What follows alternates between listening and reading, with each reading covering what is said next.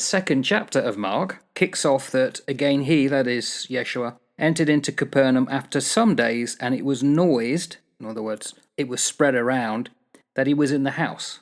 Interesting thing, this word house, because it's not a house, it's the synagogue. You think it's a synagogue this time round? Well, because then he says he's preaching. May well be the synagogue. You know, the tradition is that it's Peter's home. Yes, I do know that, but why would he preach in a home? Well, I guess home churches, home groups. It's not inconceivable that it's actually somebody's house, a physical dwelling. Right. But likewise, it's also not inconceivable that it could be a synagogue. What do the other synoptic gospels say? Matthew 9:1. Matthew 9:1, got into a boat, came to his own city. Doesn't actually say. Luke 5, now it happened as he was teaching, there were Pharisees and teachers of the Lord sitting by who'd come out of every town. So it doesn't actually say they went up on the housetop and let him down. So tradition is that it is possibly Peter's house. It could be the synagogue. I'm not wedded to that view. I mean, it does make sense when you consider that I don't think they take the roof off a synagogue.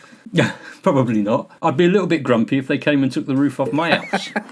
Unless it was an act of God, force majeure. Unless it was indeed. So not much to say then with the first verse? Well, just the fact that this is Capernaum, so where he's come back to, that's the hub of Jesus' operations, isn't it? So that's where he starts to kick off his Galilean ministry.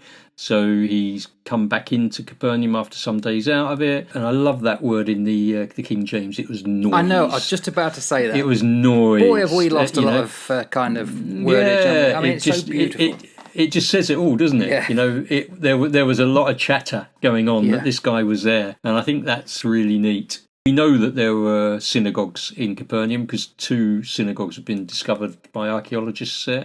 And it's not unreasonable, if it was in Peter's house, to assume that he was actually teaching there.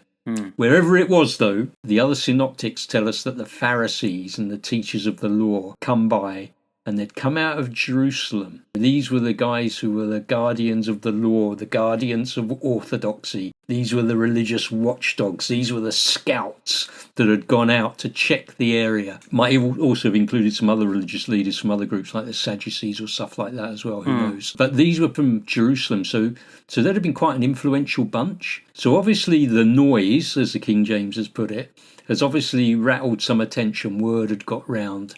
And obviously required them to send people out that to check this out. His reputation had started to filter through. He was mobbed by the people, and off he goes.